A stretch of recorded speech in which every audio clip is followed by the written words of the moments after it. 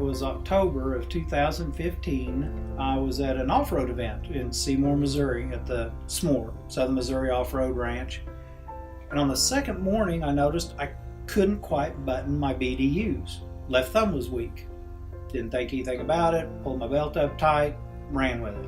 Like most guys, I put it off too long and waited until February of 2016, actually February 12th, to get an appointment with a neurologist because I thought I might have carpal tunnel. Well, the first doctor came in, ran a few tests, and said, "Good news, Mr. Franco, you don't have carpal tunnel, but I do want one of my associates to take a look at you."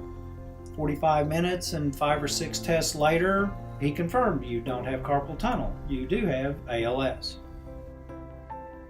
And I walked outside, and I remember so clearly it was kind of a hazy, cold, overcast February morning.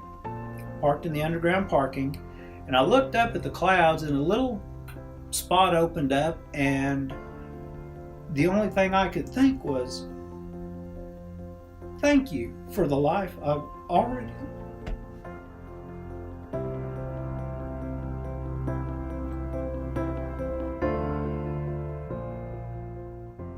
My wife Sharon, bless her heart, she is stronger than most anybody I know and more patient than she ever thought she would be, because as my condition degrades, normal everyday things become more and more difficult, and she's always there, "Can I help?" And my constant reply or frequent reply is "Not yet, not yet, not yet.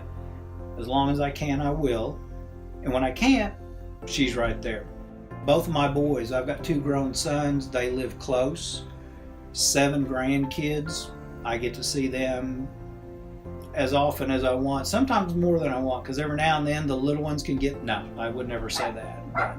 But how can a guy not feel lucky having this many people around just to be here, whether you need anything or not? And if you do, they're always front and center. People often ask, well, what do you see? What's your take on all this? And I go back to my dad. He was never much of a talker, but when he said something, he meant it, and you listen. And I can always remember Dad when we would have a problem. What am I going to do about this? How do I deal with that? And he would frequently just say, "It is what it is, so deal with it." ALS is what it is. It's a degenerative disease, so okay, this is as good as it gets, and it's all downhill from here. But guess what? Nobody said I can't enjoy the ride. I get to spend my days going to the shop. I can't really work anymore, but I'm around the mechanics and the vehicles and the sales guys and customers and friends, which are all pretty much the same to me, are coming by. But as far as going forward, I'm going to ride it out. If it gives me time, I'm going to take every minute I get. And when my time's up, my time's up. Everybody's, we're all temporary here. There's a finite number of days you've got. I just prefer to spend mine smiling. Everyone is given free will. And with that will, you can make the choice of how you decide to deal with a given set of circumstances.